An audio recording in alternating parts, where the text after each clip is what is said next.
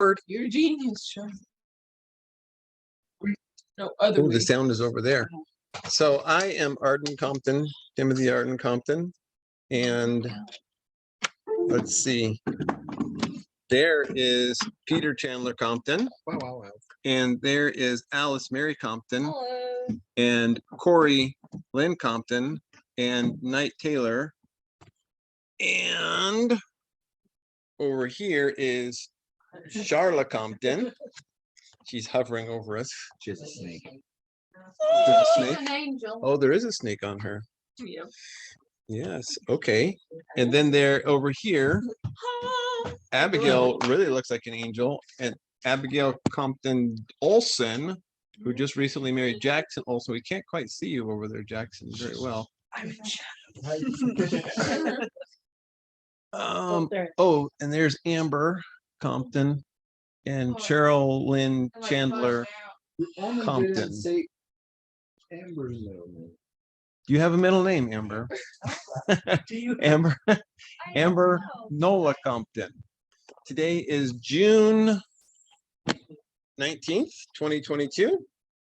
And it's Father's Day. Yay. So for Father's Day. Get in here quick. We just missed introduction. Oh, who is it? Oh, Ann. And I missed one of my kids. Hey, Ann, get over here. Stand next to your husband. Okay, there's Ann next to her husband. That's Ann Elise Compton Taylor. Although you still need to get to the courthouse and change your name. Father, I don't like paperwork. Father, did you say my middle name? Yeah. I don't remember. You did. I remember because I Cori Lynn. almost said it wrong. Did I say your middle name? Yeah. I Yeah. think so. Yeah, Anyway, Chandler. he's a Chandler. So we're going to talk about my father, who is Asa Berkeley Compton. And Ann is going to sit down. Sorry, I have a long list of things I need to do, and I checked one off, and this was not on it, and I'm adjusting my schedule in my brain. It's so okay, because you're not gonna see Bob today. yeah, that's so true. That's this true. is the replacement. Just call me Bob. Okay. Hold on a second. She walks out of the room. Well, there's already something else I work too. Okay, so No, we guys, just moved. what we're going to do is we are going to, first of all, I'm going to screen share. We're going to read some stuff. First part is going to be reading. And let's take turns reading, because I have the feeling that if I'm the only one reading, you guys are going to tune out and start playing backgammon on your phone or something. No. Yep. Backgammon. Or doing something on your phone. Father, I don't have a phone. So this, again, this is about my dad. And my dad passed away the February after I got married. Me and mom, your mom, Cheryl and Chandler Compton, we got married on April 24th, 1992. My dad passed away February 14th, 1993. So less than a year before we were married, my dad passed away, and none of you were born yet. Peter was born in 1995. I mean, after you were married. What did I say? Before. I don't know You what. said before, and you meant after. Okay. In any case, Peter was not born before my dad died. That's the point. And then none of you were either. Anyway, so this is on Family Search.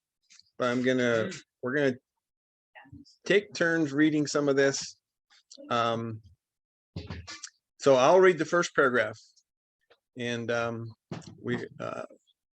whoever's watching this on the recording can't see that we actually have it on a big screen too for all my kids to see. But anyway, so he starts off, he says, I was born on the 17th day of May in the year of our Lord, 1915. So now is the year 2022. So if my dad were still alive, he would be 107. Yep. You want me to make it bigger? Somebody in my line. So. Did that make it bigger? I like that they said in the year of our Lord. People don't Yes. say that anymore. This No. is Yeah. Grandpa's autobiography. Yeah, this is what he wrote. I was born in the, okay, so May 17th, 1950, the year of the Lord, 1915, in the city of Ogden, Utah, Weber County. So just Wait. a half hour south of here. How about We that? are in Brigham City. It seems about the time of my birth, my mother and father were operating a neighborhood grocery next door to our home. This was not a very profitable venture, and my father turned to railroad work, which he pursued through the rest of his life, working as a cashier and a bookkeeper. So I am now going to jump over to photos. Boom, boom, boom. I know there's a photo of this 20. place. Let's see if I can find it. Oh, there it is. At least that looks like it could be it. This is it. So there's I a, wonder where it is. Wow, the address. no, some of my siblings have said they used to know where it is. It's not there anymore. But I believe I understand that that's my dad in the photo. Is oh, brother. Do you see the guy in the center? No, see where my arrow is pointing? Oh, I now see the arrow. Yes. Okay. There's my dad in the photo. So that was, this over here was the family store Abby the dinosaur. somewhere in Ogden. Not there anymore. You So want it for this cat? Wants Yeah, to it see really it. does. Okay. So when I can, I'll try to refer to a photo. And that was one case where I knew there was a photo. So my father turned to railroad work, which he pursued through the rest of his life, working as a cashier and a bookkeeper. My earliest recollections of my father were regarding how he loved the out of doors and liked to fish. I remember him coming across the street with fishing pole when we lived in Twin Falls, Idaho. I must have been about 4 years old. Okay, so now I am fixing this cord so we can keep the cord attached, and I'm going to pass this around. So Peter, read the chapter or the paragraph says after going to work in the railroad. Oh my goodness, I am in the corner over here. Brother? Okay. After going to work for the railroad, we lived in many different cities or towns during my first 5 years. We lived briefly in Berkeley, Idaho, and also Nampa, Idaho. It was in Nampa that my mother had an attack of inflammatory rheumatism that caused her much pain and Pain. difficulty for a few years. I think it's interesting that Grandpa Compton smells like Anstills. Caused her much pain and difficulty for a few years. After leaving Nampa, Idaho, we moved to Twin Falls. There I attended first grade. I remember we lived on the East Main Street and had a service station on the corner next to our house. Those days, those days, the automobile timers were large. Tires. Oh, Oh, I actually didn't know. In those days, the automobile tires were large, and I would I can't help but read the way it's written. I love it. And I would get in one and have the big kids roll me around the neighborhood. Wow. Wow, that's a big tire. So you'd get into the tires and then just have everyone roll him around till he vomited. That's wild. That would no. You That, would have loved that. I might have liked that as a kid. That makes me feel sick just to think about it now. We lived next door to the Kyles. I remember that they had children named Ruby and Linda. In Twin Falls, my brother Elliot became very sick. Although he was 7 years old, he was not larger than a 3-year-old because of Bright's disease and a fall. His greatest desire was to be able to be baptized, and he seemed to know that he didn't have long to live. He wanted to be baptized in the fount at Salt Lake City Tabernacle. As I recall, he passed away one day before his 8th birthday. Oh, dang. Oh. Wow. I had an older sister, Lucille, while another brother who was the oldest in the family passed away shortly after his birth. This was Claude. That left my sister, Lucille, and myself. Then we moved to Weiser, Idaho. Weezer. Weiser in 1922. We 1922. Cloud. We moved to a house on East 3rd Street next to the Penn Railroad. I attended the 2nd grade at East Side Grade School with Miss Borch as my teacher. The following summer, we moved to 1308 West 3rd Street, where my father purchased a house. It was there that the family grew up, although my sister Barbara May had been born while we were living on East 3rd Street. Okay, let Alice have a turn reading. I want to just give different people a chance to read, just so everybody's Here you go. connected. Okay. Now you're I'm in gonna charge. pass this by the thing- His misspelling and my inability to read. Okay. I'll take your spot. I attended the rest of my 7 grades in grammar school at the, which So is spelled actually- correctly. Okay, let's make sure. Grammar spell. This is Alice I know. Mary Compton reading. Hi, hi. Oh, that's Cori. You're Cori. Bless you. Bless you. I attended the rest of my 7 grades in grammar school at the West Side School.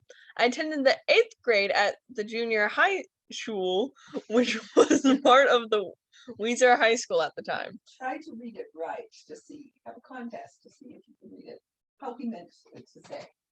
Okay. Our family had a pasture, some garden spots, chickens, and finally 1 cow. And then I was in high school. And then when I was in high school, we began selling milk with a neighborhood route. Finally, we got up to 5 or 6 cow wick I used to milk most of the time, and then delivered the milk in a Model A Ford, which my father bought in 1930 20 model. We had a wreck in the car on the 4th of July. On the 4th of July, 1930, when we were going to Starkey Springs. It's miraculous that we escaped without serious injury. During my growing up years, my mother worked hard and encouraged my sister and I to take piano lessons. And when Mr. Adolf Simpson organized a church band, my dad bought me a clarinet, which enjoyed playing. I always Nice. forget that Adolf used to be a casual name. Right, yeah. My mother was the backbone of us getting to church and helping us take part. My father attended but was not active in the church much during his life, but he did insist and encouraged us to attend. When I was the MIA the first year, I won the district MIA contest with the poem Sail On. Oh, he was a poet too. Huh. I also won the Boise competition the next year with the retold story of Somke. I was tutored in both these by Sister Edith Brown, wife of our Bishop Scott B. Brown, whose brother Hugh is now an apostle. Oh, Hugh B. I Brown. wonder if it would be possible for us to find the poem that he wrote. Sail On. It's probably Yeah, I Sail wanna see if On. he and I have similar rhythm. Yeah, that'd be really cool. I mean, Okay, let Corey read now. seems like we're both dyslexic. Start with my first Bishop Poets, Weiser. so- And go until there's a weird Yeah. blank. No, Go and just, go for a just, while. just go. You can do one My paragraph if you first want. bishop in Weiser was Brother Frank Gilliam. He later became mayor of our town. My first Oh, scoutmaster was Danny Stuvart. In my early high school years, I started running around with a bunch of boys at church who all involved with who all get involved with some of the wrong crowd. So formed the time IEs about 16 until was about 16. From the time when I was about 16. until after my marriage. I didn't attend church very much. Probably wouldn't have gotten back into the church if I hadn't met my future wife, Mary Chandler, when I did. Oh, MY so high it's a school years were pretty much wasted because of traveling with the wrong friends. I was anxious to get dates, shoot pool, take the car, have a big time. So I slept in classes almost all my high school years. Oof. Eh. I will make sure it does not land on the cat. Oh, I don't even know if the camera was looking at me. It was. Okay. Hello, this is night. Consequently, I lacked a few credits of graduating. In my senior year, my family moved to Burns, Oregon, where my father transferred on the railroad. There was no church, so we attended the Baptist church from 1933 to 1934. Okay, that's very cool. We moved back to Weiser again, and I joined the CCC. I don't know what that is. Conservation Corps. It was something that was during the Depression to help get people work. It was a government funded thing. People would do projects. Usually Okay. construction type projects, road projects and stuff. Gotcha. While there, I was injured with a falling rock. I should have been killed, but my life was spared. Later that same year, I had another close brush with death during an operation on my neck. Also at this time, my mother gave birth to my younger brother, and the youngest in the family, Lanny. I can hurry. Alrighty. Maybe I'll be able to read this better than other things. Maybe. After my CCC experience for 1 year, I returned to Weiser, and shortly thereafter met my wife. Courtship was quite fast, and after going together about 9 months, we were married by Bishop Peterson on September. See, I can't see that. What are we laughing at? Before at the end of the word. I barely noticed that. There's 4 ends, and I missed them. I didn't even see them there. So actually, I can read this. Nice. On September 30th, 1936. Our first home was Weiser Hotel, or Weiser. Okay. That's how you spell Weiser. the Idaho town Weiser. Weiser Hotel. I was working as a drive salesman for Weiser Sunshine Bakery, owned by a Mr. Bolins. My salary was $12 per week, and I later went to work for Weiser Laundry, where I made $18 per week. We moved many times during the first years of our marriage and spent the summer of 1938 in McCall, Idaho, where I was driving a truck for laundry during the filming of Western Passage, Northwest Passage, a movie starring Wallace Berry. The family came along. Camellia in 1937, Marcial in 1938. So both of them are older than my dad. Okay. It's pretty weird. Terry in 1940. Bruce in 1942. All right, I'm gonna let someone else read. I can read it from here. If you just make sure it goes. I can scroll it then. Okay. Here. I wanna go to a photo. Where he says all were born in Weiser at Mrs. Asa's maternity home and were brought into the world by Dr. Hanker. So the photo I want to go to, if I can find it. Let's see here. Let's see. If I scroll up, scrolling and scrolling and scrolling. Actually, I should come back a little bit. Because there were some photos. We're gonna go. So this is my dad around 1930 with a dog. My dad loved dogs. Wow. And there he is, maybe about the same time with a different dog. So there's my dad as a teenager. Maybe he's between Alice's and Cori's age in this photo. 16, 15. Somewhere around there. Wait, nobody knows for sure how old he is in these photos. He was a teenage boy. Ew. And while we're at it, so here's my mom as around age 13. So Okay.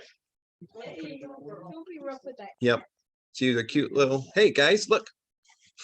And what? Oh, they're looking We're cute. recording this. This is my mom as a cute teenage girl. Oh, cute. So cute. She's just A little little. older than Amber right now. Yeah, 1 year. So your screen doesn't go like this. Well, sometimes it's hard to predict.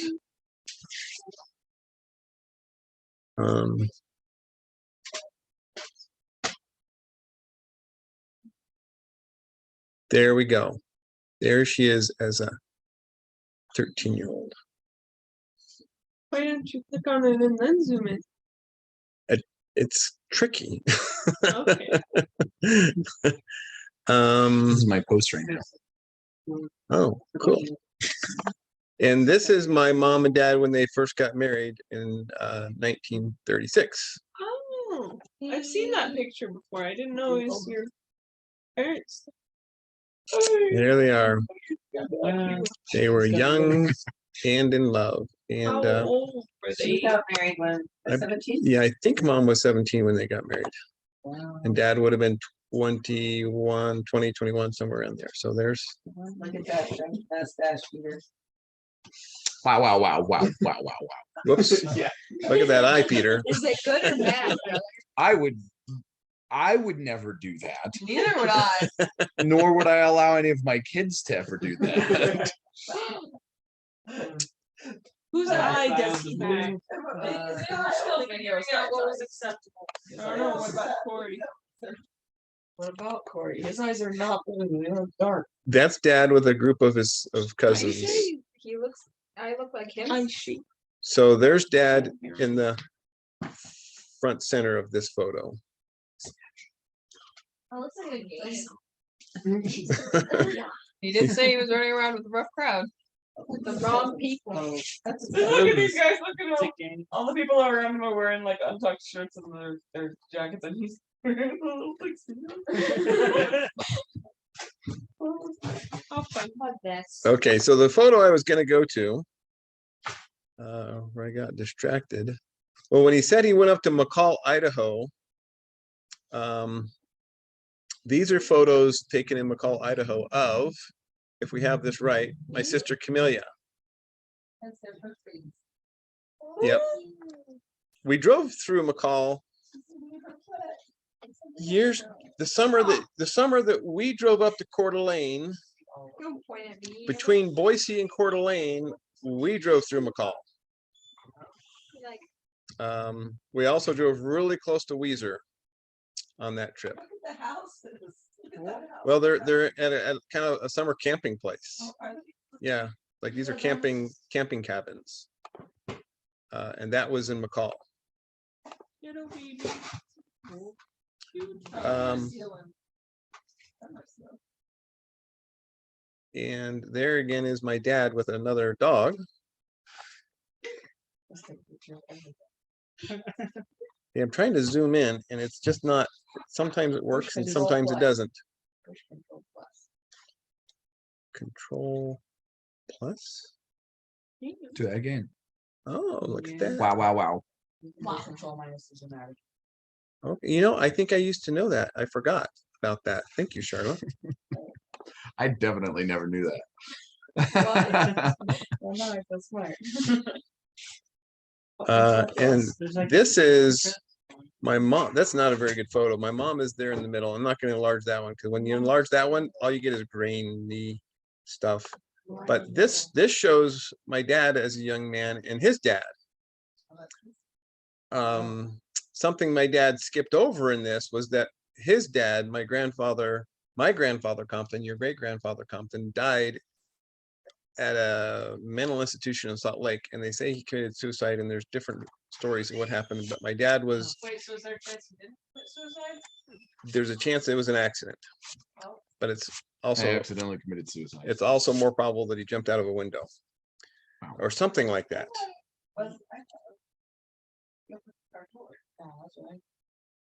Yeah. Nah, I'm not sure. I've heard different. Yeah. Oh, my sister Nancy is going to join us. Okay. And let's see if she can give us any clarification on this. His name was Joseph, right?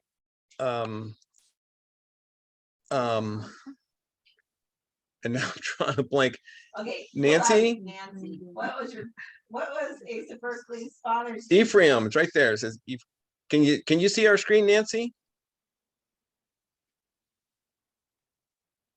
His name was Ephraim Compton.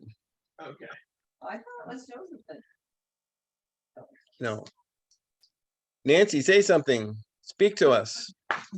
Speak apparition. Hi, you guys. Hi. Wait, Hello. this is you're projected onto a large TV screen, so there everybody's looking at you. Can you see me? I see you and I see Dad Okay, and I see Grandpa Compton. right. Yep. Which is great Grandpa Compton for our kids. So there's confusing stories about how Ephraim Compton ended his life. What's the story that you know of? What I heard was that his alcoholism was so severe that they, Dad and Grandma, and I suppose all the kids, drove in, I don't know if it was a Model T, but it was, an old car that didn't go very fast, all the way to Ogden and put him in an institution. My understanding was that after they left, he jumped out of the window. Okay, But that's what I'm thinking. That's what I was thinking. Okay. Yeah. So then Dad, and you know how many hours that took them to drive from Weiser to Ogden in a Model T? It would have been at least a day or two. Yeah. Probably a couple day drive. By the time they got back, then they were informed that Grandpa was dead and they had to go back and have his funeral. So that was pretty traumatic experience for Dad, I think, I would assume. But Yeah. he never talked about it. Yeah, he never mentioned it to me. I've only learned of it from you guys and other sources, but Dad, I don't ever remember Dad ever once mentioning his dad. No, I think it was Chad or someone said that Dad reminisced one day about going fishing with his dad. And Mother said that his dad was, her understanding was that he was just a gentle, loving, wonderful guy, except for when he was drunk. And so the stories I've heard are from my memory of what I thought Mother told me. Right. Okay. So anyway, this photo shows some similarities, some facial similarities between my dad, Berkeley Compton, and his dad, Ephraim John Compton. And they were probably of a similar age when the photo was taken. They're both maybe age 30-ish or something like that. Right. Anyway, okay. We were going to kind of scrolling here. I wanted to show them the photo of, I think it's way up here, like around 1970. I think it's, let's see, what year am I on in this thing? These are 1980 or no, 1980s. Okay, so I'm scrolling. You need me to say that so you know what I'm doing. I'm scrolling. What are you doing? I'm scrolling. Father, are you sure? Wait, what are you doing, Dad? This is the photo. You're done? Aha, and there's Nancy. Right. Tell us about this house, Nancy. I don't remember for absolute sure, but we were in Weezer that July. And no, this, I'm gonna just slide over one. This is the same Yeah. house with mom and dad in front of it. right. They either lived in that house or that is the house where their first 4 kids were born. Well, It was- and It Go might- ahead. What? It might have been the doctor's house. It was a midwife. A midwife. And it was, they called it a nursing home, but it was a home where women went and had their babies. So I wanted to, I don't know if there was a doctor involved or not. I think it was mostly women. so the reason I'm showing that picture, we were just reading over here from, this is on Family Search, Dad's autobiography, and he said, he just listed the first 4 children. He said, all were born in Weezer at Mrs. Ace's maternity home Okay, that would be it. and were brought into the world by Dr. Henker. Okay. So that, is it a good guess that that's that home? Yeah, that's a good guess. I didn't know, I remember Mother talking about women helping, but I didn't remember that there was a doctor involved. Now, are you the front character here? That's you and mom and Annette, is that right? Yeah. Yeah, that's what it says right there. Okay. Gosh, I see some family similarities there. Anyone else see a constellation of dots in the sky above the house, top right? I don't know that I'm blind until I Right. go through things. I like never this. noticed those stars. Are those really stars or is that just a, I think it's just flashes. It looks too bright outside to have stars. Yeah, it So they does. started It looking looks at- like imperfections in the film. Yeah, that's Yeah. what I. think it's Okay. aliens. You know, so we're, I was thinking that was the year that we went when I was 17, but that was the summer before my junior year when we went to Camelia's, I think, and then we went to Weezer. was this the one where we thought it was 1964, but then we figured out it was actually 1965? Something like that. I don't Anyway, know. we're gonna come back to Dad's autobiography, and I've been having my kids take turns read this. I think Cheryl was next. We were going with the Well, that's okay. Peter. Oh, somebody else is writing. Here, Abigail, read what this says here. Okay. Oh, That- they're just That's okay. really You'll get your turn, Amber. That is all.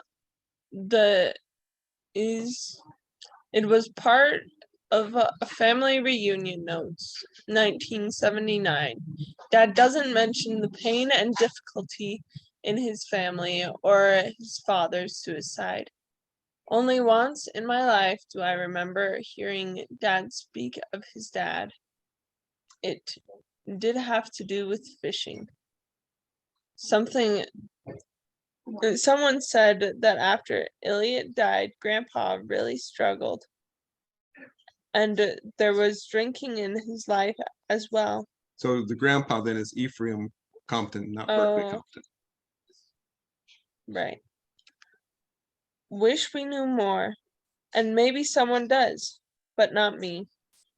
What you remember of the ride with Grandpa from Marcilli's, you ought to write down. Our memories really don't last forever. I can testify to that. Writing helps preserve our memories for us as well as prosperity. Dad and Mom had so little written, probably because of all the pain they both experienced. I know that when things are toughest, it's hardest to write. Remember Mike Maltzy, I don't know, said it was therapeutic. So I'm just gonna insert here. Nancy, do you have any idea who the author of this document is? Who is it that's now talking? I've never seen this biography of Dad's. Where did you get it? I don't remember. It'd be at the It was bottom. on, well, it was on But- Ancestry. If Oh, you put hey, Ancestry this up- says, look, Look at what? Same. okay. The first portion of it is written in first person as if Dad is speaking. Yeah, I think it's. And then it jumps to somebody else. It saying- jumps to Bruce in 1942. No, Bruce. No. Bruce did not write this. Oh, okay. No, it's saying a list of names. Yeah, The the, people being burnt. Bruce was born. the fourth child. Oh, I see. I'm wondering if it was Chad or Terry. I know Terry did one Go for off of this and Mom. Yeah. scroll on the BYU. document. Yeah, I don't remember. So if it was somebody taking notes on what Dad said in 1979. Comments made primarily by Berkeley Compton.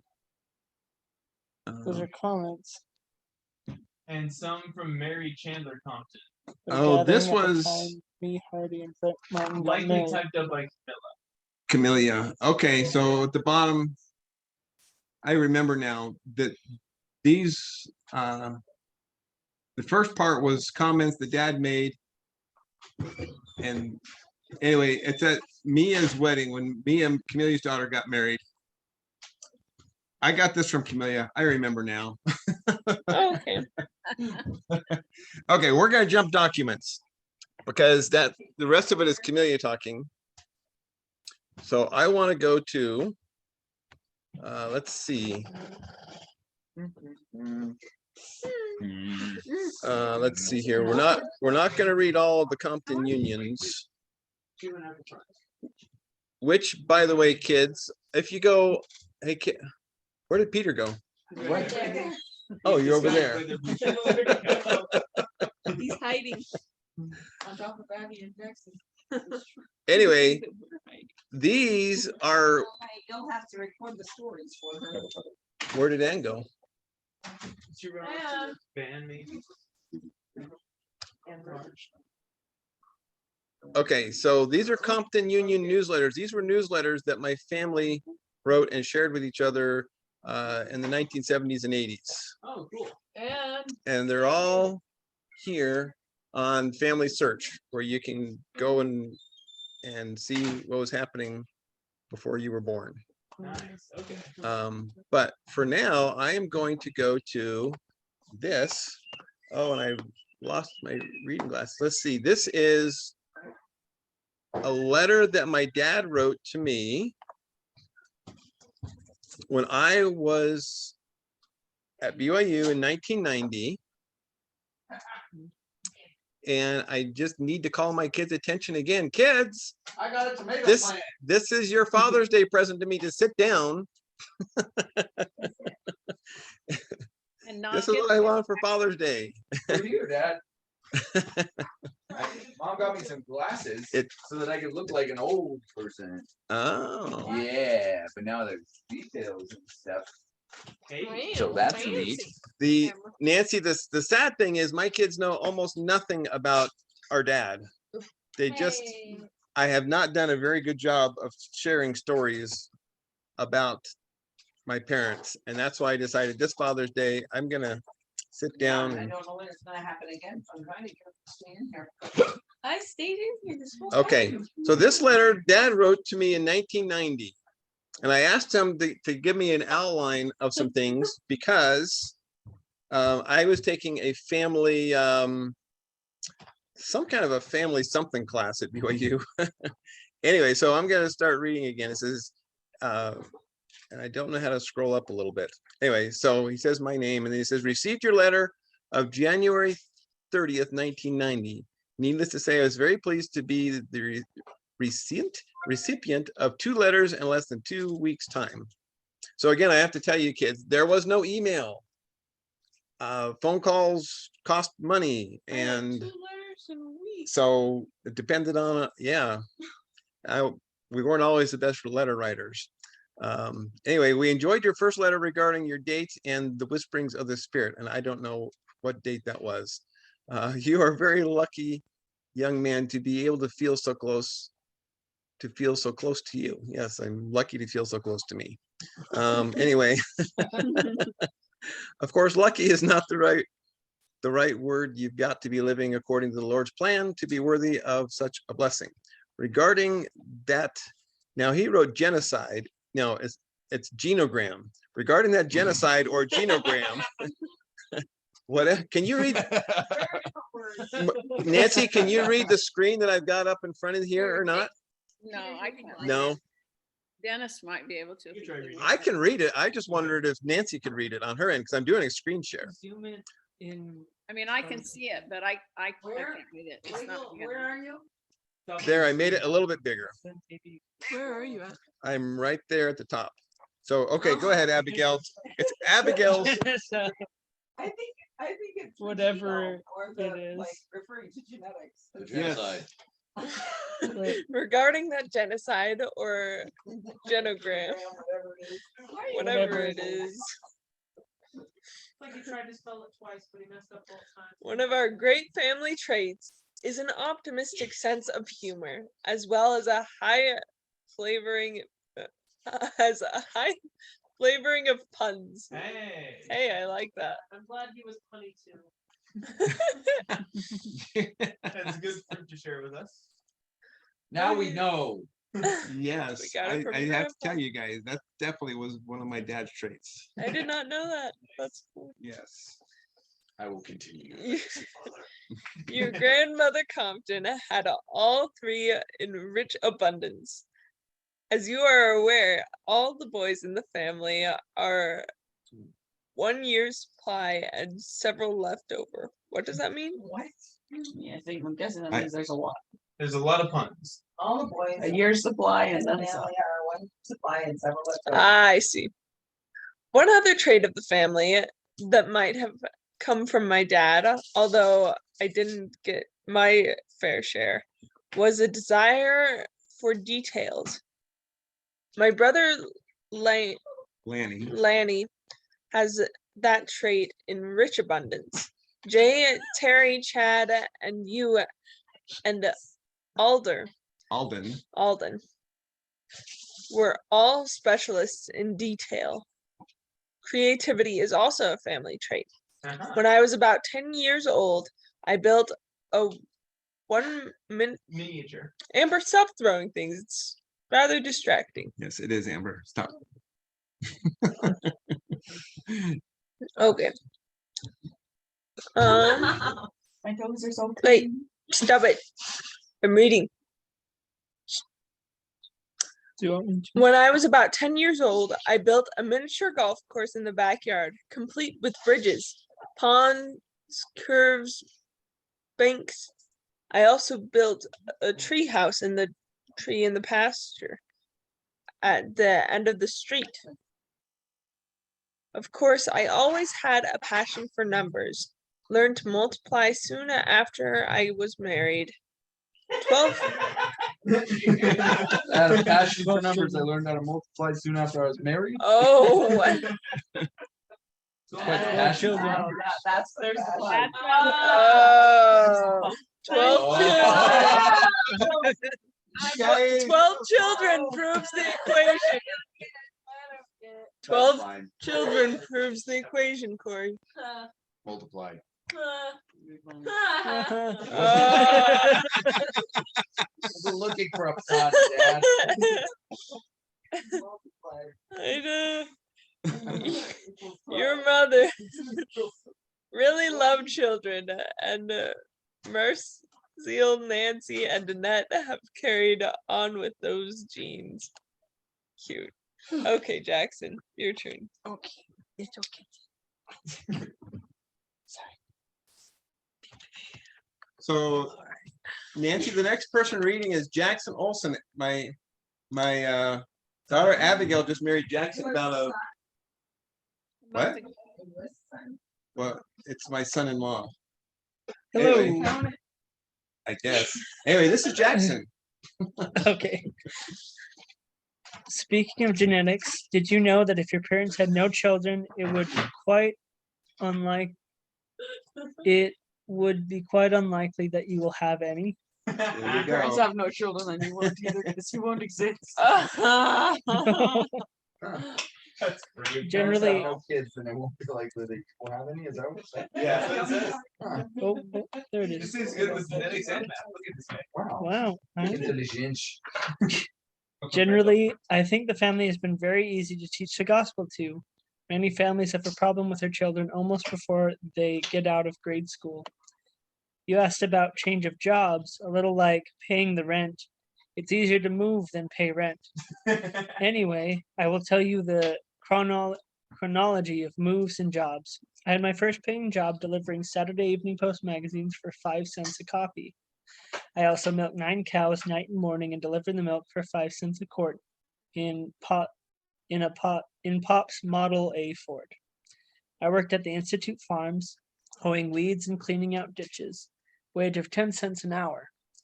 Got docked 20 cents for singing on the job. Definitely pass that down. I Singing on the also, job. that's true. I also worked in the, Oh, was that You have Nancy? you have to know that dad singing could not carry. So he didn't sing well. Oh.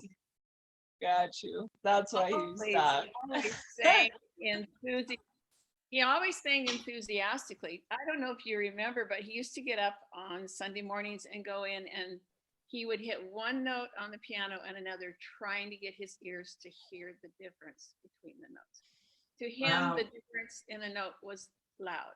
You got louder. Completely tone deaf. Okay, go ahead. I just thought you ought to know that. That's Yeah, it's cool. very good to That's know. good to Thank you, know. Nancy. I also worked in the Weezer packing shed, potatoes, apples, onions, and peaches. Wages then were 20 cents an hour. I also thinned apples for 25 cents an hour. All this was done while living at home. In fact, I joined the CCC, Civilian Conservation Corps, while living at home. They sent me to the Salmon River where I was covered with a ton of rocks. Shouldn't be writing this to you because of the Frank boys got a letter out to his mom telling her that I had been killed before I got Okay, now we need to go to the next page. this one. Yeah, Got covered with a ton of rocks. It's not like a large boulder fell on him. Before I got to the contrary to my mom and dad, they announced my demise in church. Oh. As you know, I fooled everybody and survived. Wow, he faked his death. On accident. Yes, but I live. All right. Should we move it on? Or should you? Sure, Charlotte, you want to read?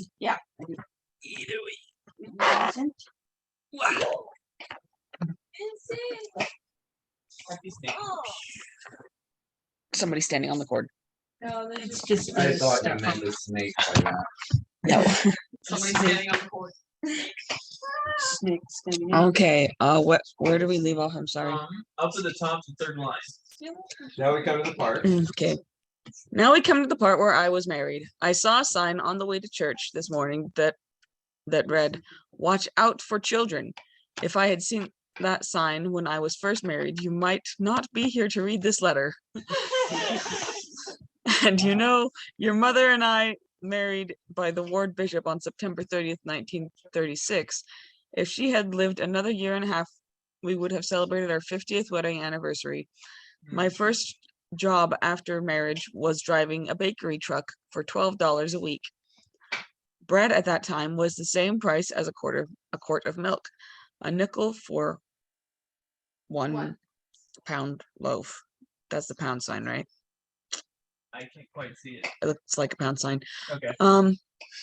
When my boss learned that I was married, he raised my salary to $15 a week. We opened our first I could almost pay for a meal. We opened our first month of marriage after marriage in month after marriage in the Weezer Hotel. One room with the bathroom down the hall. For $20 a month, the bathroom facilities taught us how to be patient. I had borrowed the first $20 from your grandmother, Compton, so we couldn't afford so we couldn't afford only the first month. By the way, my father died on December 31st in 1935. So Mom, Lanny, and Barbara were living in the house on 1308 West 3rd Street. Your mother and I moved into a one room apartment for $12.50 a month. We moved $12.50 a month. Yeah. We moved in 2 different apartments, the same building, the fourth and Commercial Street. Then we moved to 3 different apartments 1 block away. The 4th and Main Street, cornerwise, I think that's across, sorry, across from the Ward House in Weiser. It was while living there, whoa, sorry. I tried to scroll down. I didn't realize that was the same mechanism as zooming, sorry. I have lost my place. It's in the middle somewhere. Yeah. While living there. It was while living there that I got back into church and became a scoutmaster. Then I got a job as a laundry and dry cleaner route driver for the Weiser Laundry and Dry Cleaners. Now I was making $18 a week, and Q's little calm bonus. Q's little calm bonus. I don't know what that means. The first child had been born, Camilla, and your mother was expecting Marcel when the laundry moved us to McCall, Idaho, to get dry cleaning from the movie stars that were filming Northwest Passage with Wallace Berry. So we lived in a tent house on the shore of Payette. Okay. Some of these vowels, just I'm like, that's a vowel, but I don't know what vowel it is. Peter and Ann and I went river rafting with Payette River. Oh. So this was Payette Lake. Should have gone river rafting because of, yeah, I don't know why you did. But she wasn't there. I remember being one of the kids that you babysat, and I was just there all jealous. And Mom was there, all jealous as well. I was there not jealous. I was like, I don't want to go river rafting. I would die. Okay. With your mother 8 months along, we slept on an army cot.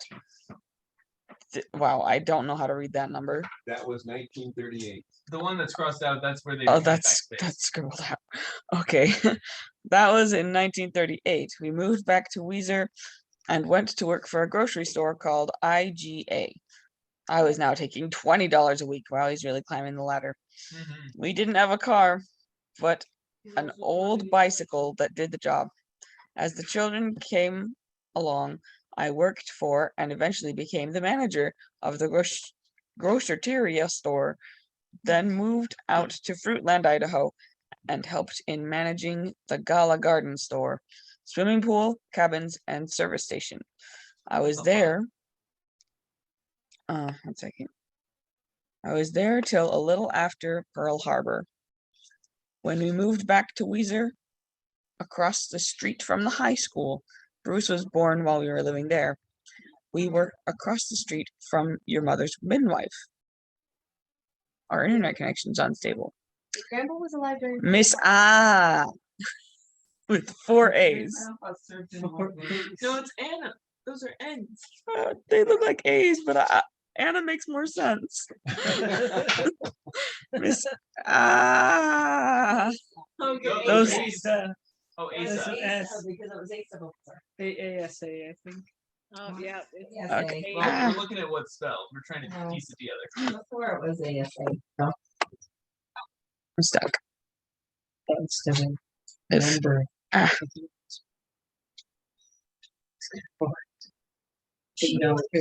Okay. Miss she was a member of the church from Norway and would keep the new mothers in her house for 10 days after delivery. 10 days for $15. The doctor delivery charge was $35. He was late for Camilla, so he took $10 off the bill. I think I still owe him about $7.50. I got a job as assistant manager of the Safeway store and also worked on the UPRR in Huntington or night shift.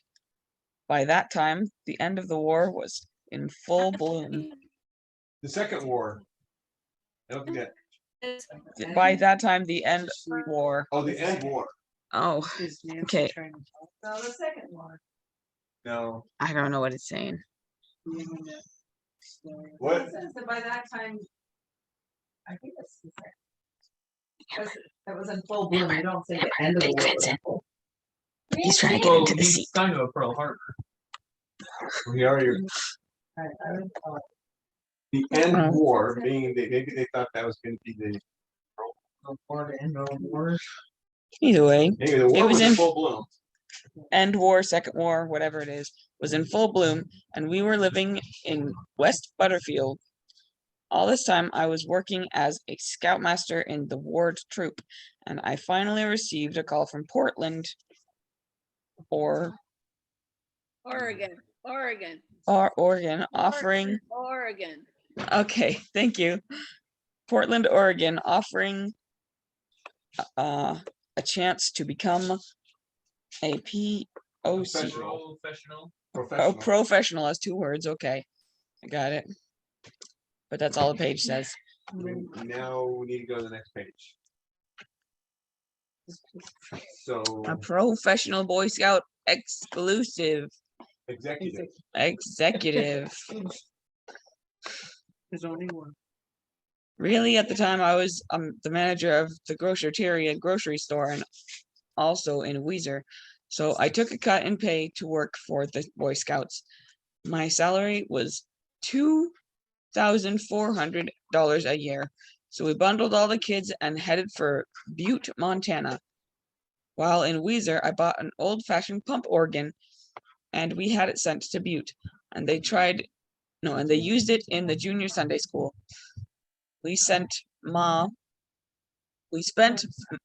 Sorry, that's crossed out. We spent most of the summer in Camp Lowlands. We lived in a tent and I had built an altar fire in front of the tent where we did our cooking. Of course, fishing was good, so we had our share of trout. Screaming kittens. My throat is actually a little bit sore. Okay, we'll give Amber. Find where we were at. Yes. Right after it said trout. Trout. Where does it say trout? In December 44. At the top. You don't need to scroll. You Ah! don't need to scroll. December. There it is. Where? Right next to the mouse. Next Top of the line. Trout. December. There it is. Scout training. Read it. Read that You have to read the whole sentence. Okay, trout in December 44. One attended the Boy Scout training school in the New York area. The school, what is that? Lasted 2 weeks. And while I was there, I received my summons from Uncle Sam. They wanted good men for the army to fight in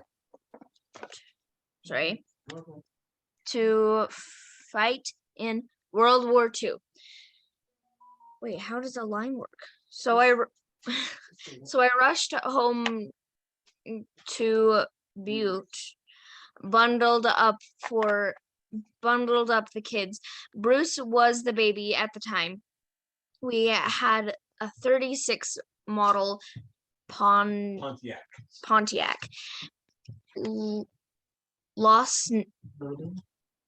What? Loaded and then some. Okay. Loaded and then some. The middle of January drove back to Weezer. So the kids and your mother could stay with my mom until they could find a house. Yeah. The last of January, I was in basic training. But Cheryl, your voice needs to be close to the computer. So Is that why everybody's holding it? Okay. The last of January, I was in basic training in Paris, Texas, a base called Camp Maxi. Since I was a Boy Scouter, they made me the squad leader of a squad of 12 men. So I didn't have to do the dishes and stand guard. We trained for 6 months, and then in August, we had our orders to be shipped overseas, where we didn't know. While on a delay en route to Weezer, your mother and I were sitting on Grandma's front porch, and we heard the news. They had dropped the atomic bomb in Japan. We knew the war would be over before I could get into combat, but orders were too far gone to be changed. So they sent us to Okinawa. Oh. On the way, we encountered one of the worst typhoons of the season. Waves were breaking over the ship. Almost everyone was seasick except your dad. Except your dad. Okay, that's him. We spent about 5 months in Okinawa. I was fortunate enough to catch a Navy flight out of Okinawa, and that Okinawa that was taking pictures of an island with volcanoes all the way to northern Japan. Huh. So they just kind of got stranded there. Well, he was fortunate enough to catch a Navy flight out of Okinawa that was taking pictures of the island with volcanoes all the way to northern So Japan. there's another letter that he wrote describing his first airplane flight while he was there. That's interesting. So did the bomb cause the volcanoes? I That would don't make think, sense. I haven't, No, I don't think so. but his first airplane flight was a big deal. Yeah. To him and everybody, because it just was the first time he'd been in an airplane. Makes So sense. that's another letter, which, Yeah. yeah, Okay. we have that. But anyway, so he's referring to that. Middle of January, 46, we were headed home. Back in Weezer, I was sent back to Montana by the Boy Scouts of America, this time to Anaconda, where we lived in barracks left over by the military. They were called Victory Gardens. So many of the children went to school in Anaconda. I was in the Sunday school presidency, and we had taken that old pump organ back to Weezer, and now back to Anaconda, where I played it for the services. Wow, he's using his own organ for the church. nice. Talked to the branch president into letting us raise money to buy a new organ.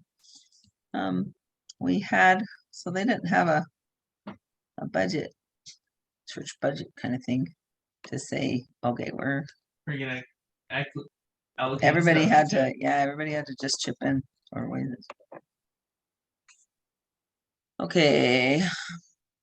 Talked to the branch president to letting us raise money to buy a new organ. We had many hunters in the branch, so we put on a moose dinner for the entire town and raised $3,500, enough to purchase the organ.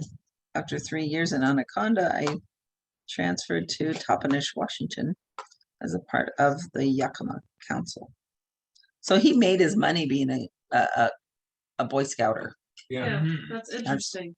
Because now it's That's just, what he was. that explains why Boy Scouts used to be so much cooler, is if they actually had. Well, look at the clout that it had too.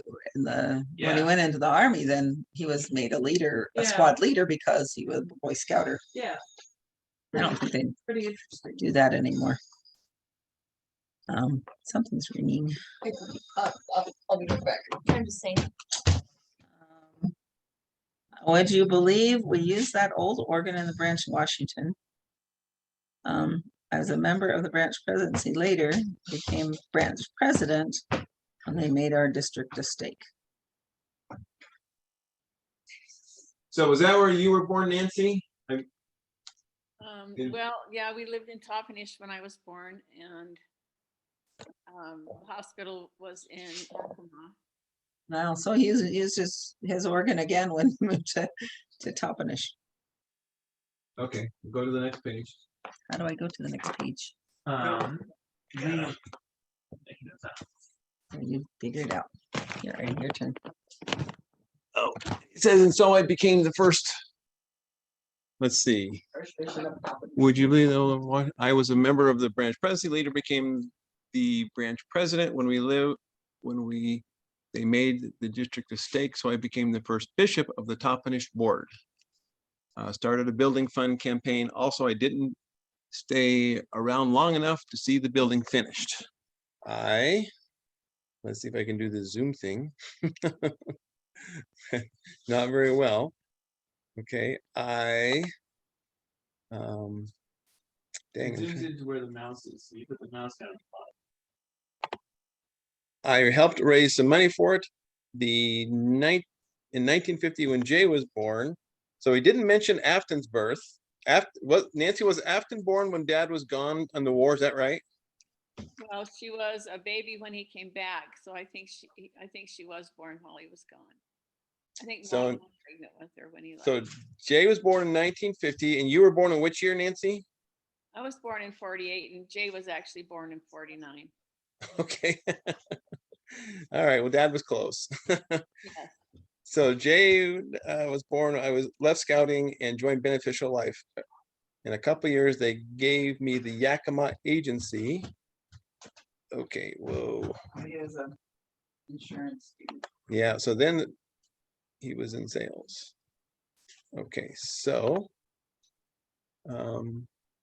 whoa.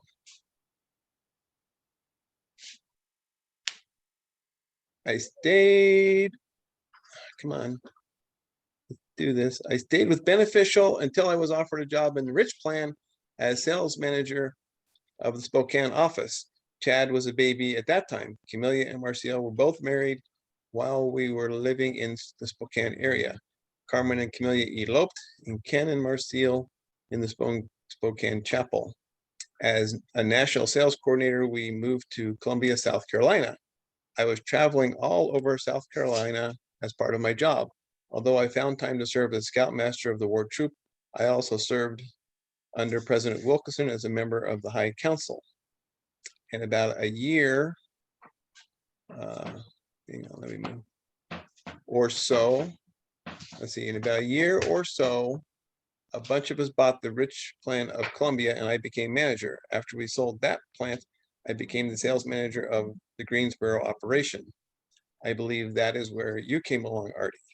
If I told you all, I would have to write a book and you wouldn't have time to read it, let alone report on it. This is another night, Wednesday night, to be exact, 7th of February, 1990. As I remember, you came along in Greensboro. By the way, speaking of jeans, my grandmother Compton was a very elegant lady, proper in every way.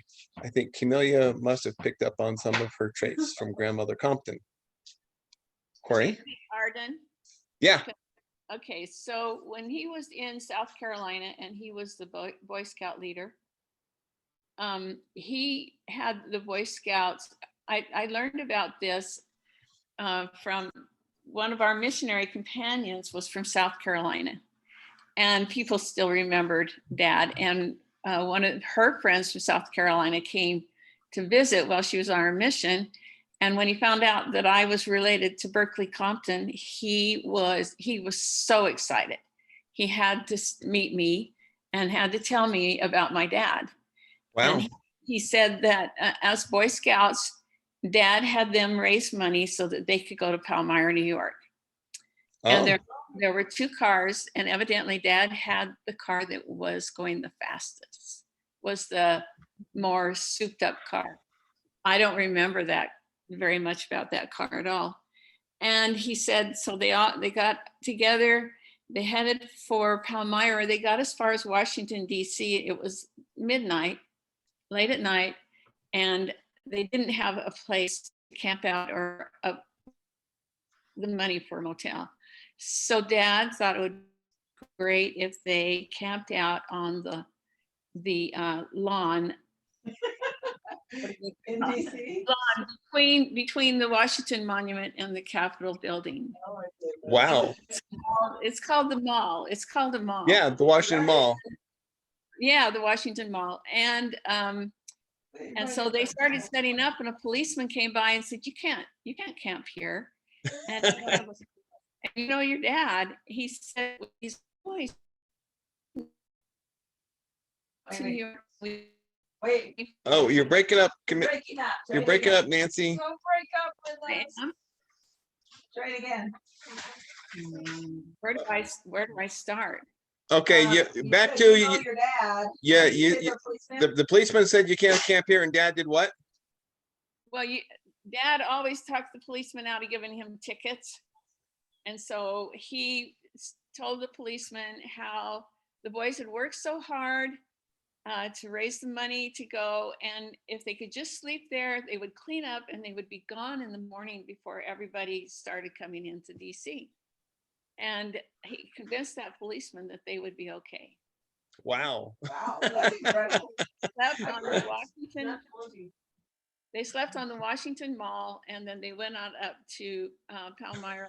No way. Just so you kids, just let me give my That's kids impossible. right now. If anybody tried to camp in the Washington Mall, not a chance. Anyway, that's okay. Then And he's They got said, away. our dad's the best Boy Scout leader that he ever had. And he vowed that if he was ever a Boy Scout leader, he wanted to be one like Berkeley Compton. wow. Well, he did become a Boy Scout leader, and he did become a bishop, and he did become a state president. And he wanted all his Boy Scout leaders to be like your dad because he was creative, he was entertaining. I don't know if you've seen pictures of Dad at Boy Scout camp where he's flipping the pancakes in the air and catching them with his spatula. Well, I saw Dad do that, but I never saw photos of it from I've him seen- doing it. There's a photo somewhere, and Dad's flipping pancakes in the air, and you remember that he would dye the butter green or red, and he would just do crazy things with our pancakes when we were kids. I don't know Yeah. if you remember that or not. Yeah, Anyway, he. I have very good memories of Dad always flipping pancakes in the air. That's fun. yeah. Yeah. Yeah. Well, thank you, Nancy. That is a great insert into all of this. I had never heard that ever. Dad camped with scouts on the Washington Mall. Wow. He's the reason they paid security. I do remember going to the Washington Mall as a kid and watching fireworks on the 4th of July at the Washington Monument. That was a cool memory. Yeah. Did you now? So they're in the Silver Spring area. Did you ever go to the Washington Monument or that area for 4th of July or anything, Nancy? Well, I remember going to the fireworks, and I remember going with Pat Mudrick. We went to the Smithsonian Museum, and we walked along through there. I grew up in DC suburb in Virginia. Can you hear Cheryl? Yeah, that's what Artie was saying. And I think we went to Washington for the 4th of July once growing up, and then Mom decided never, ever again. It was just so crazy there.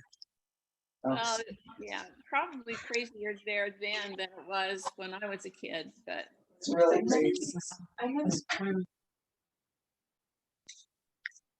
Okay, I'm gonna. I was trying to get Cori out of the way. I am paying Okay. attention. All right, I'm gonna keep on reading. And again, thank you, Nancy. I wish a few more of our siblings had jumped on, but I know it's a last minute thing I just threw together here. So where was I? So, oh yeah, Grandmother Compton was a proper lady. Community picked up on that. Grandmother Child was a very hard worker. So Grandmother Child is Grandmother Compton's, yeah, because her dad's mother was Polly Child. Okay, I'm just trying to make sure I got the line right. So Grandmother Child was a very hard worker. When her husband passed away, she took care of a large farm in McCampson, Idaho. I was privileged to drive a horse and buggy across, drive a horse across a buggy and bridge to my grandmother's farm. In Greensboro, I met Evelyn Wood and Fred Babel. They offered me a good job with reading dynamics, teaching memory skills, not typing skills.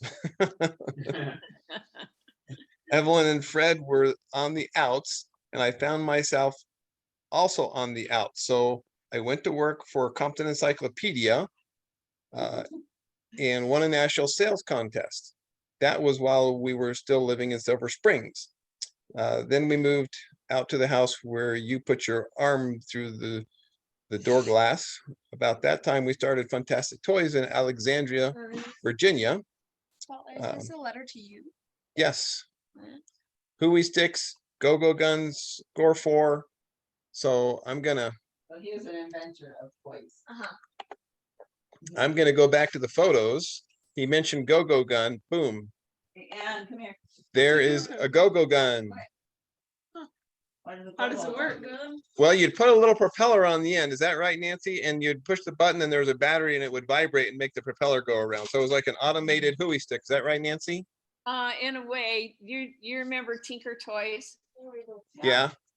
So Tinker Toys, there were little round things with holes and you could stick a stick in it and you could make it look like an animal. You can make it look like a barn.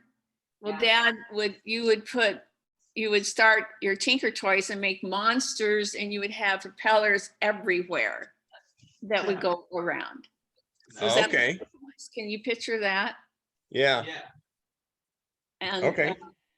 and so you did put a propeller on the end of that. You put a stick or one of those round things on it and then put sticks on that Okay. or round things and you just made it as big as long as it would support itself. And then you would have propellers going. And somehow, I can't remember now how he did it, but you could get the propellers going different ways, or you could get it to switch the way it was going. I had forgotten all of that. Wow. Yeah. Dad Here, he had me, well, I might even be in this picture. He had me at a store demonstrating with him.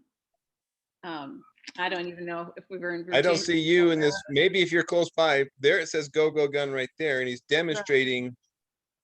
But he says Hooey stick. The subtitle says Hooey stick. I wrote Hooey stick there. Maybe he's demonstrating the go-go gun. It could be. It looks like it. Yeah, I need to change what I wrote there. He's demonstrating the go-go gun, not the Hooey stick. Right. That was my bad. Just looks like that little kid's. Oh, also it says it in the background. Look. Yes, we see. Yeah, What is that kid carrying a? this looks almost like a little Hooey stick right here. Maybe, I don't know. But anyway, okay. Where was I? Nope, that's not where I was. Over here. Okay, let's see if I can enable us sell for a profit. Then we moved over to the house in Clifton, Virginia, and of course, there I lost my place. Where did I go? You're on the wrong page. I went to a different page, didn't I? Okay. Right. You might be able to drag and drop. Okay.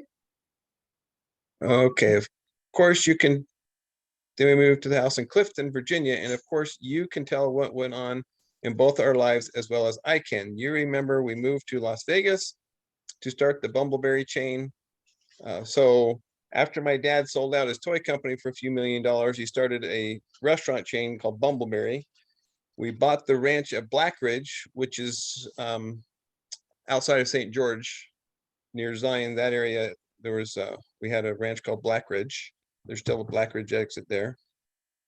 By St. George. So Yep. when he was in Virginia, doing all this stuff in Virginia, he was actually partnered with people who are in my ward growing up. Is that right?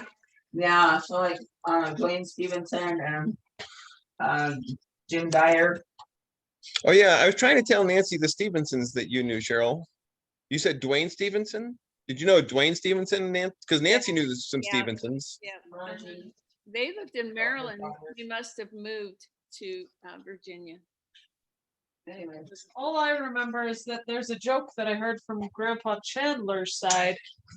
You mean your Like mom's side? No, yeah, my mom's side. And the joke goes that once there was somebody who had so many kids that they named one of their kids all done because they were all done. And then they had another one, so they named him Arden because they are done. And then they still had another one. And I remember hearing that Grandpa heard that from somewhere in DC. Cheryl's father heard that story before I met Cheryl. So when I married Cheryl, he connected the dots and realized that was me. What? Dad joked that he was gonna name Loretta Caboose, but Mother said, no, your joke's done. Although Loretta was the caboose. That was Morris Musich that told that. Morris, did you know a Morris Musich? What? Yeah, yeah. You know, the name is more familiar. I'm trying to put a face to That it. was one of my dad's best friends. Morris. Morris, Did he have, not some- mute. did he have some boys with red hair? I don't remember. 'Cause they were a lot older than me.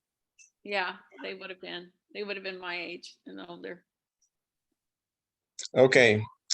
All right, so back to the document. We bought the ranch at Black Ridge. We had about 18 bumbleberries. When the things started to go wrong, we expanded too fast, outrun our finances. Of course, that was when we lived in Los Altos and then in Pleasanton. So I went to grade school in Los Altos and high school in Pleasanton. And then in Pleasanton times, this machine types, now he's talking about the typewriter. This machine types AP more often than P turns out to be A. So please make allowances for that. Most of the family was gone when your mother and I moved to St. George area and built the brick house. It was a log house. As you remember, I was injured, had to have 3 operations on the head from February to May of that year. So that was what? a piece of plywood got a big wind came up and lifted up a piece of plywood. It hit him in the head. That was towards the end of my mission. I heard about it after I came home, but he had to have some operations. And Come home to a different house. That's kind of an interesting yes, they story. moved to St. I left Pleasanton. I left from Pleasanton, California, and came home to St. George, Utah. Actually, Santa Clara, Utah. When Chad and Cindy left us, we sold the log house, moved into St. George, and then we had the tragic accident death which took the life of your mother. She was a saint if there ever was one. I know her influence on the children was immense. Ardiel, I'll get this much off to you and finish another time. Love, your father. So that's a lot about my dad. Why was he writing that? Because I asked him to give me kind of some stuff for the family science class I was taking, and he gave me this outline of some of his history. So Arden, is this history on Family Search? I'm pretty sure I put it there. I'll have to go double check, but I think so. And yeah, so I wanted to read that to my kids. I like that. And I'm going to share with them a few more photos. I guess I'll do another screen share and just do a few more photos, and then we'll wrap up. And I know they're interested in other things. I thought that. I'm pretty interested in this. Yeah. I just want you to know that my dad could not sing, but every time there was a ward activity, he was asked to lead the music and to sing. And he would just sing out with everything he had, and he could get everybody singing crazy songs. Nice.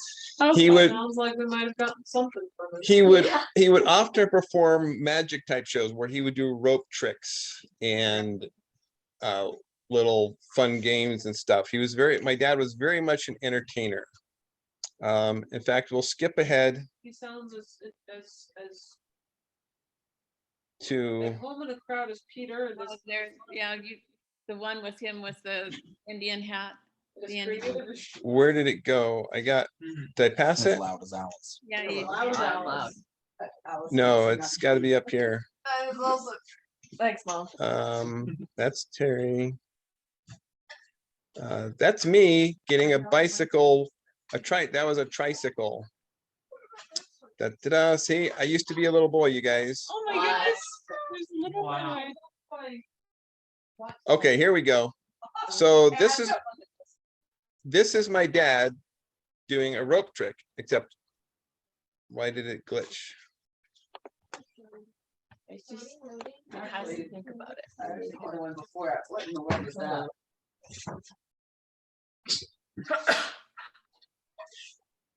Taking a while to He hear would it cut the load. rope. He would cut the rope and then looked like he was tying it back together, and then he would run his hands across it, and it was the whole rope. Yeah, he did that at my wedding. Never figure out how that rope should have been in two. He should have tied it in together, but we could never find. I like the Indian chief there. He often played the piano or organ at church and was notorious for falling asleep during sacrament meeting and somebody having to wake him up to play the closing song. Nice.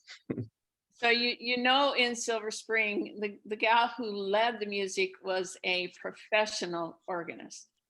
Okay. And she played professionally at the Catholic Church in Washington, D.C., and was paid for it. And she was very good. So when Dad, the only time he knew that he had hit the wrong key was by looking at her face. He could hear it and she knew it, and it drove her crazy. And it was just kind of funny to see, because I think Dad essentially taught himself how to play the organ, and he loved it. But he, unless he actually recognized that his finger hit the wrong key, he never knew, because he couldn't hear it, that he hit the wrong key. Oh, Right. interesting. So he couldn't play by ear. He couldn't play by ear. No, he couldn't play by ear. Jay played the trumpet by ear. Dad couldn't play by ear. How did he get so good? If he taught himself piano and then he couldn't. Okay, I'm gonna show my kids this picture. So kids, this was our house in, oh, stop. That's a pineapple. Cori, Watch out. get it. This, Under the sea. No. no, this is the house. This was in Silver Spring, right, Nancy? Yes. Wow. This was on Spencerville Lane. Spencerville Lane, Silver Spring. Ow. This door, hey, look, this door right here. Went outside. Yes, that was the door I went through. You open up that door and then there was a screen door behind it. No, not the screen door. That was partially. We made call of it the glass. scream door. We actually don't call it that. We all just were in sync. But that was where I cut my arm super bad. And I ran through here, me and my brother Alden. There was an ambulance driving by. We said, let's hurry, run outside to see the ambulance. He went out first, the door shut behind him, and then my arm went through the door. My mom was sitting here right here, I remember. I don't remember who else was it. The pineapple was. Yes. Ironic. No, we did not catch the ambulance. The ambulance caught him. No. They used the same Anyway, one. I remember these Christmas plates. This was Christmas time. I could see these plates and these cups this was very much a Christmas dinner. And this particular photo, I don't know what time of the year it was when I cut my arm. Actually, I never thought about that. I think it was spring. I think. Was it? Yeah, I think it was spring. Okay. So we'll go up and just show you a few photos. Hey, don't bump the screen. Do a few photos. Well, there, I guess I should show you this. This is my dad and his mother and his two sisters. Lucille and Barbara. And this was probably in Weiser, Idaho in the late 60s, maybe early 70s. And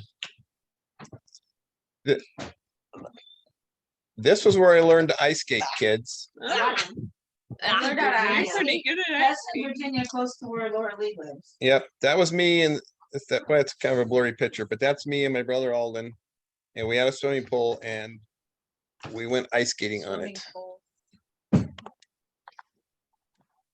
There's my mom. Oh, there's you, Nancy. Well, there's There's Nancy. Nancy, 30, 40, 40 something years ago, whatever it was. Yeah, Nancy, I like your hair. thank you. I wish I could grow it long like that again. Oh, The picture. I don't know. There's Dad. There's me. Yelling like a boy should. Father, that's me though. Hey, that's Cori. What is she doing there? Cori took a picture just the other day with her mouth open. Oh, let's see here. I was gonna get to some of my dad liked to play tennis a lot. I think that's actually Jay in that photo, but he had a tennis court built at our house in Virginia. Wow. And my dad had a reputation for being able to usually beat his sons, Jay, Terry, and Chad, in tennis most of the time. Even though they were younger and more athletic, it was a mental game. And anyway, for most of his life. Little do you know that Dad knows how to play tennis. Yes, I learned to play tennis too. That was our swimming pool in Virginia. When we weren't ice skating on it, we were swimming in it. Whoa. That's pretty crazy. And this is a hand cart wheel that used to be on display in Temple Square. It's a hand cart from Joseph Compton. He used while crossing the plains. And so this is part of our pioneer heritage. And it was actually, I remember as a little boy going to Temple Square and seeing that. Do you remember seeing that in Temple Square, Nancy? Yeah, yeah. Last time I was there, I was told that they put it somewhere else in storage, and I don't know what they finally decided to do with it. But Well, is that the Joseph Compton? That is the father of Ephraim? yeah, yes, yes, that's the same Joseph. Yep. So that would be my great grandfather or let's see, great grandfather. Is that right? Ephraim is your grandfather. I got That would be your great grandfather. Oh, and here's So your great grandfather crossed the plains with a hand cart. the plaque says hand wheel. Let's see. Wheel on handcart brought across the plains in 1856 by Joseph Compton, wife and children. So yeah, that was on display, Temple Square, Salt Lake for many years. Kind of a neat little. Do we know any stories behind Joseph Compton? I can't think of any off the top of my head. I wanted to jump forward. So this,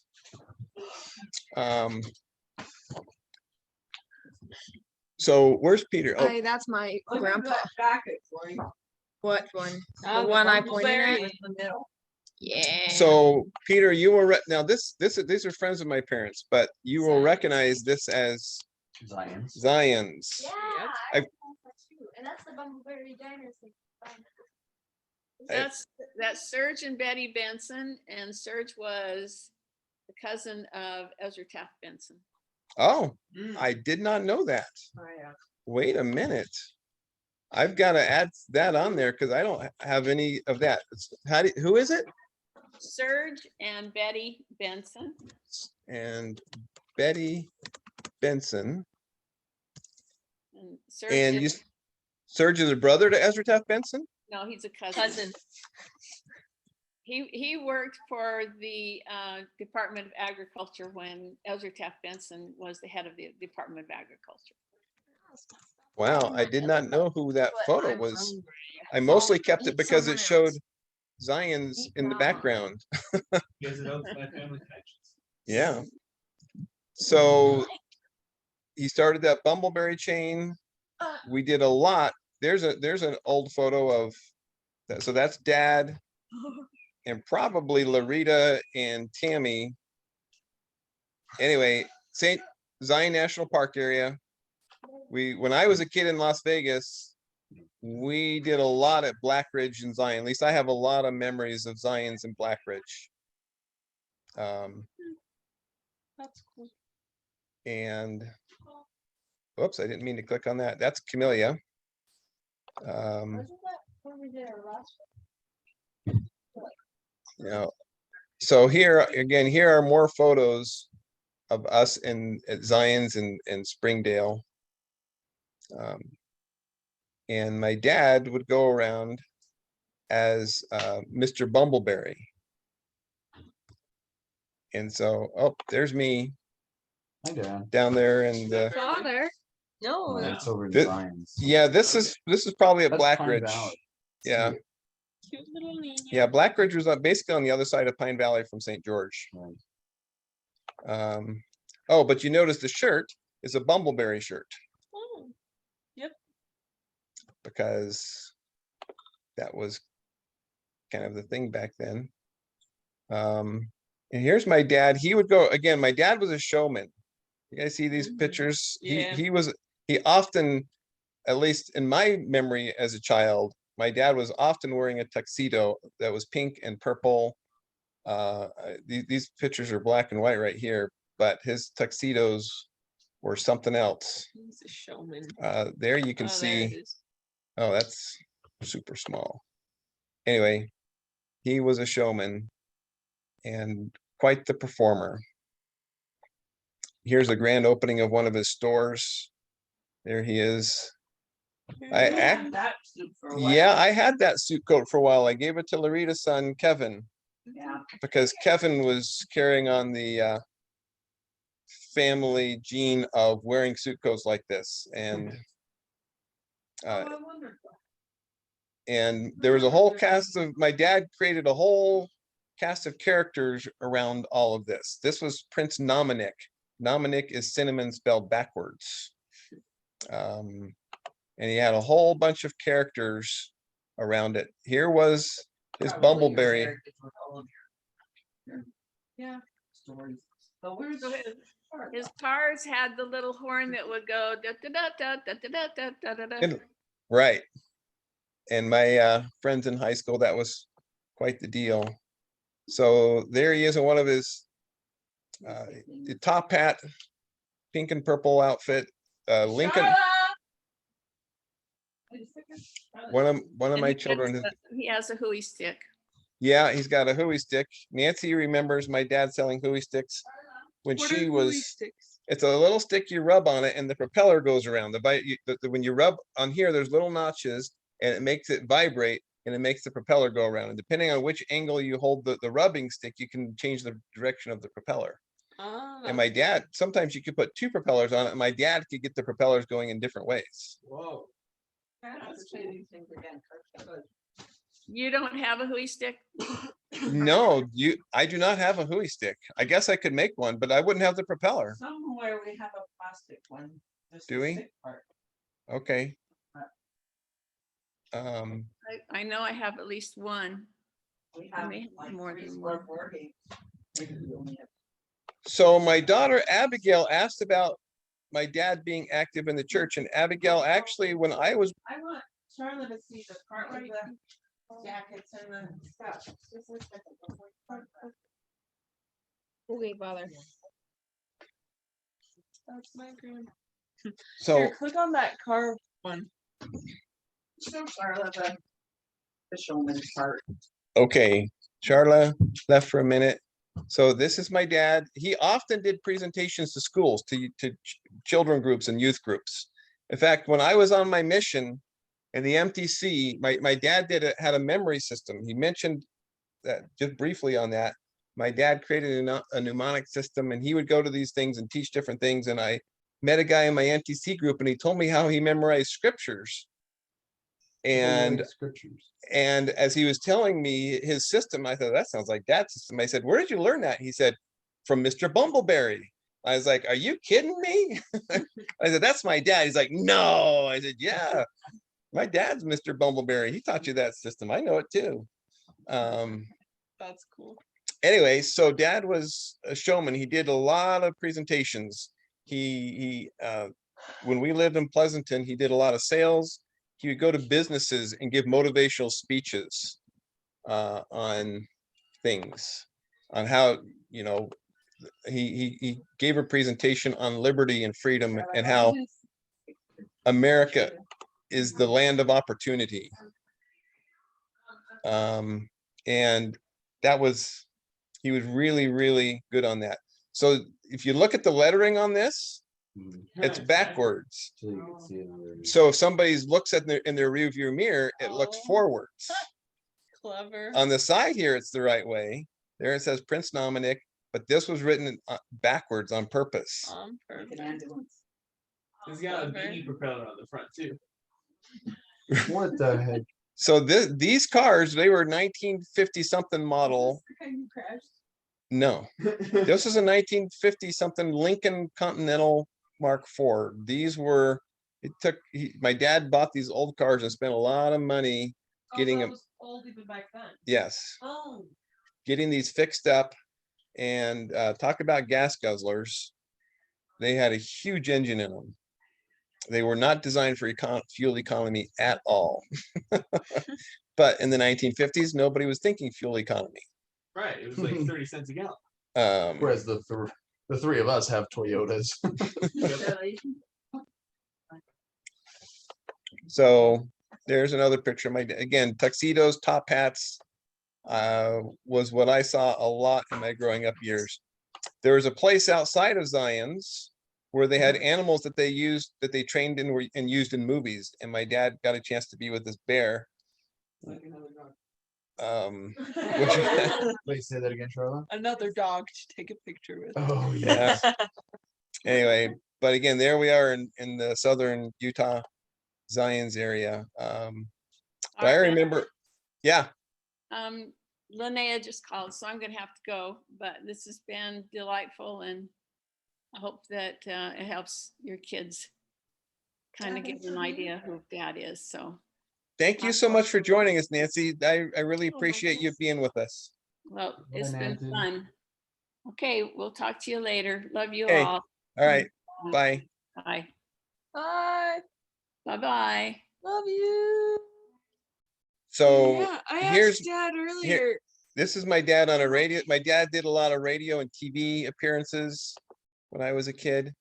On a spiritual note, Abigail, when my dad did something, I don't know what it was, but it was something that was before I was born, and he had a lot of guilt over it. Mm. And so when I grew up, sometimes he was very active in the church and sometimes he wasn't. He was a former bishop, and there was times he would do these scripture memorization things with us. Mhm. And we would open up a page of the Book of Mormon and read a verse, and he would tell us the page number Wow. that it was on.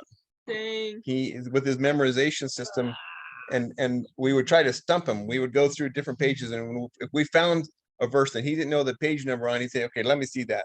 And we could never stump him on that one again.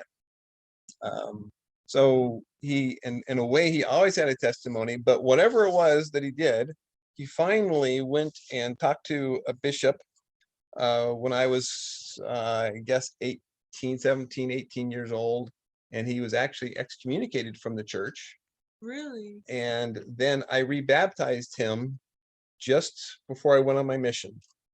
I rebaptized my dad. And then I left on my mission. So whatever made him feel guilty was before you. Yeah, everybody said it was something that happened 25 years earlier. Wow. But he was still excommunicated for it? Apparently, from what I heard, he demanded to be excommunicated What? Wow. because he wanted to go through a full repentance process. Something to that effect. Oh, I don't know for sure, but that's what I one. don't know what it Something is. at some family That's- reunion about cheating on grandma with some other woman, and I suspect that has to do with it because I heard rumor of that. It certainly could have been that, but any case, he had his when you're excommunicated, even after you're rebaptized, it takes longer for your temple blessings to be restored, the temple ordinances to be restored.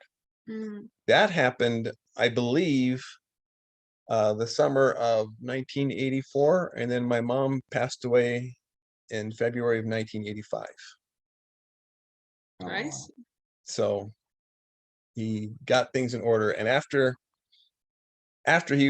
finally went in and was, once he was excommunicated, he was always 100% active rather than sometimes very active and sometimes not. He was always 100% in, always very, very super active. Got rebaptized. Just anyway, so And you baptized him? I baptized him. Wow, Yep, that's a really cool experience. that was a unique experience. So anyway, again, just wanted to give you a little bit of a sense of my dad. Here's my dad playing an organ. Now, this is kind of funny because this is a mirror. So he's sitting right here at the organ, Oh, and there you see a reflection of his face and all the people behind him. This is my brother Jay's wedding reception at our house in Los Altos Hills. And there's my mom sitting. You can see her in the corner of the photo is my mom. So Who's whoever off has to the the right. camera is just over here. Takes that angle, and they must have flipped the picture because the text is in regular. All-time hits. In the middle. Oh, maybe the photo is backwards. Well, yeah, this 'cause one's right there it reversed, but this says- one's right. Yeah. What the? So they reversed the picture. They did the picture. Huh. Maybe we're actually inside of the mirror. Yeah, the photographer was inside the mirror. That would do it. That would do it. Trippy. You're right. Wow. Again, here's my dad on a stage. I don't know what event or function this was. I used to go to, my dad would drive his Bumbleberry car in parades when I was a kid. And I would ride in the back with bags of candy, throwing them out as he drove in a big S pattern down the road of the parade route. And I would throw out bags of toffee candy. We often went to this park. This was not often, but several times. This was in Sunol outside of Pleasanton. And we would have breakfast there. And my dad would, sometimes we went with our friends and we would go do a sunrise breakfast with my friends. And my dad would make a big production out of cooking pancakes and flipping them in the air and all that. So that was at that park in California. So there you go. And oh, and there's the one photo. I think this one's in the hall. Yeah. This is my dad, my mom, and all 12 of us. And that's me as a 14-year-old. What? That's you being me, father? Yep. Yeah, because it's all hard to get us out. So, Dad, how did Grandpa die again? He had a heart attack on Valentine's Day. That's On a it. bicycle. Yep. Yes. Oh, When I was little, I always pictured him up biking through the great garden. He just like falls off backwards This- right into his grave. This was a Christmas morning. I was probably 15 or 16. We got a pinball machine, which was a precursor to video games. We got a little pinball game that was in our front room for a while. And that's my dad. That's me. that's cool. There's that mirror again, although it's a different house. How old was he? He was 78 when he passed away, as I recall. That old. How would I see Grandpa? Yeah. This is another game he tried to develop. This is a different tuxedo. I have this tuxedo upstairs. Oh yeah, I know. This is Oh, the yeah. silver and black. Did I wear that one? Yeah. Yeah. So what was El Quattro?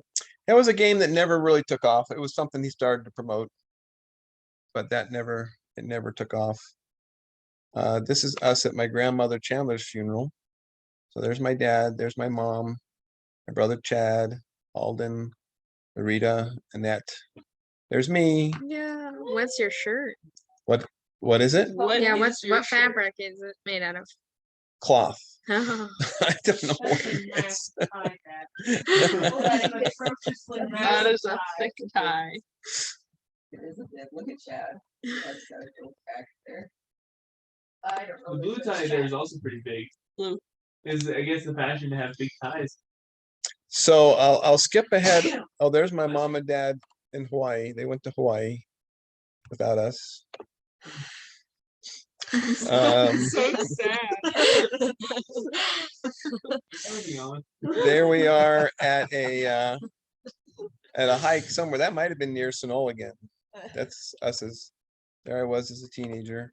But I was going to show you my dad at my wedding. Dad, what was it like being Oh, a hey, teenager? scroll down. Yeah, Was that Dad. picture? What was it Which like one? being a There? teenager? This one? Yeah, Yeah, that's me. I've never seen that picture before. That was when I graduated. Oh, Father, you have freckles. That's That's the my- only picture I've ever seen. I That's have my never high school seen that. graduation. Oh, brother, you're so cute.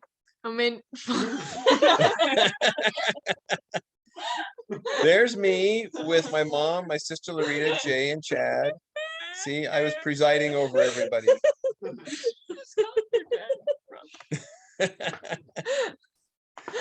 But we got married. Me and your mom got married. Oh, so this is my dad. This is my look. My dad has a hooey stick. He's wearing a tuxedo. He's giving a presentation, Oh, yeah. and he's selling rebounders. What about Abby? Abby. Um, Abby's Abby. there's a house they built in Santa Clara. Hey, Jackson. Oh, did I show you this picture already, Jackson? He's asleep. He is out. You gotta be This kidding isn't me. his grandpa. Well, I guess it Well, is his grandpa-in-law. There you go. Grandpa-in-law, Rumpel. grandpa-in-law.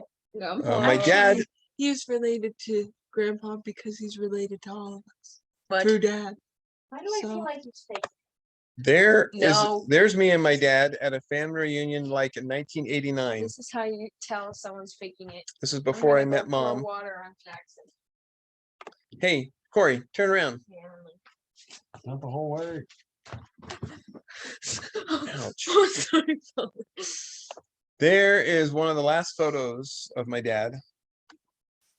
That is Father. on my wedding day. Was he proud of your mustache? I never asked Did him. you only have a mustache on your wedding day? No, We had a mustache for the first 10 I days of our marriage. had a mustache. When he shaved it, I thought he was my uncle, but then I looked and it wasn't my uncle. I had I a- thought he was Alden. I was like, what the?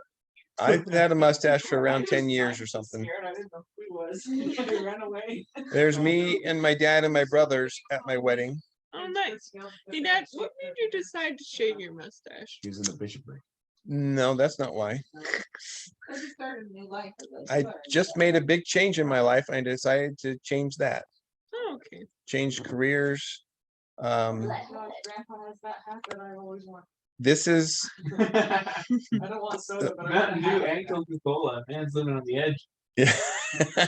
This was in Missouri, and this actually was one of the last. This was just Right before he died. very. No, he passed away before we moved to Missouri. See what happens when you wear that But hat, he went out Sharla. to visit Bruce. Die. Well, if you take those drinks with that. This was in the summer or the fall before. Yeah, it just shows you, don't drink those drinks. or else Don't you'll drink die within Mountain a Dew. year. And my dad did remarry after my mom passed away. There he is with his second wife, Vera. I did not know that. Yep, that's Vera. I There's did not know Wait, that what? at all. What? He remarried. my dad remarried after my mom passed away. I didn't know that. Well, I I'm- knew that. I'm telling you, and I'm showing you a picture. There you go. Why? Pixar didn't happen. Pixar. Pixar. There's pics right here. I'm closing my eyes. Well, there you Pixar go. didn't exist, guys. And so these are photos. This is a photo of me and your mom at or near his funeral. Second, it's 17th of February, 93. You look evil, Dad. What? I mean, just the way the picture I is think the faded mustache when it makes you look reaches your evil, face. Father. And the Mustache makes you evil. Okay, never mind. Evil people have mustaches. Yeah, like Hitler. No, he was a farmer. Yeah, a mustache. At the time, I was a BYU student. Yep. Oh, evil, evil, Oh. evil. So there you go. I love my dad. He's a Berkeley Compton. I love all of you. And now you know a little bit about my dad. Oh my goodness. Wow. Cori. Father. Okay, on that end. Happy Father's Day. Happy Father's Day. Father.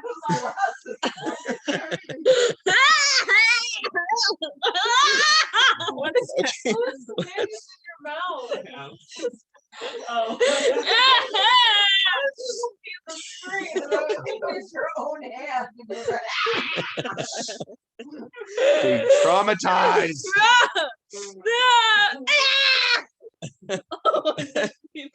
And on that note, Wait, I want to. I don't know whose hand is it. Okay, now I have a dog pile over here. Don't pile on me, A please. kid pile. I can't breathe. Ah! Sharla. Happy Father's And Day. there's Abby's the only one on the other side. Hit his face. End the Abby, hit his meeting. face. Oh,